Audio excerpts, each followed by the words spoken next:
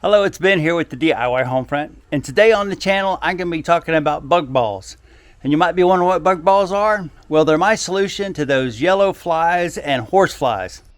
And they really are bug balls. You put some sticky slime on them and it draws the yellow flies to it. And I don't know if you've ever been bitten by yellow flies. They can just leave welts and they're so annoying. Now, I've been using these blue bug balls for a couple years now. And I normally get maybe 1 or 2 seasons out of them before they just don't hold air anymore. And I've had 2 of the bug balls that didn't make it through the winter, so now I'm 2 bug balls short. I normally keep 4 of them in the yard. 2 by the garden where my wife does all her gardening, and 2 by the carport because it seems like it's where I do a lot of my work. This time though, instead of ordering the blue bug balls, I ordered the black bug balls. Apparently the blue are specifically for deer flies, but the black ones will do deer flies and all flies. And I'm just curious which one works better. So let's do an unboxing and get these set up and see how they work. I have a playlist titled Boxing and Reviews, and that's where you can find information about those blue bug balls. Like I said, bug ball fly traps. Well, if you choose to open up your package with a knife, just be careful. It is easy to slice into these bug balls and they are rubber. You might be better off using your fingernail or something that doesn't have a sharp edge to open the box.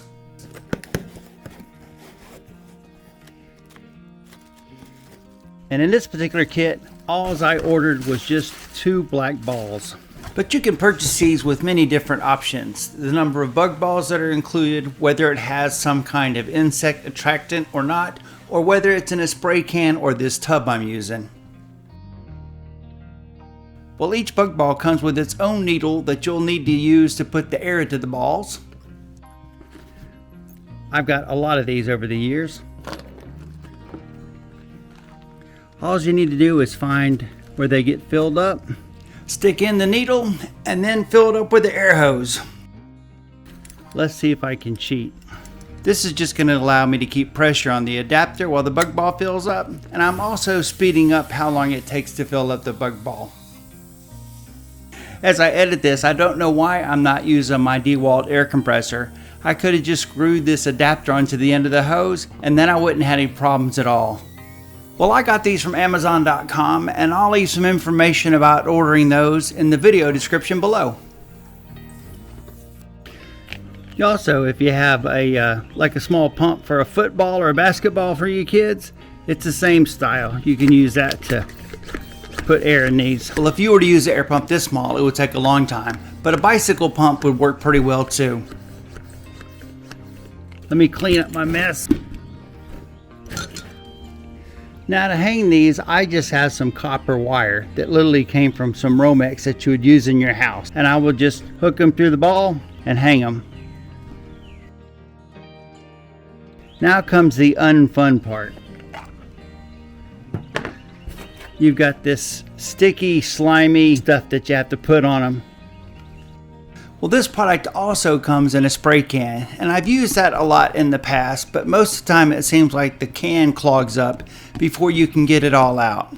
So this is a tub of liquid stuff, and I have found that if you take the lid and pat the balls with it, almost like somebody putting makeup on their face, that seems the best way to get it spread out over the entire ball.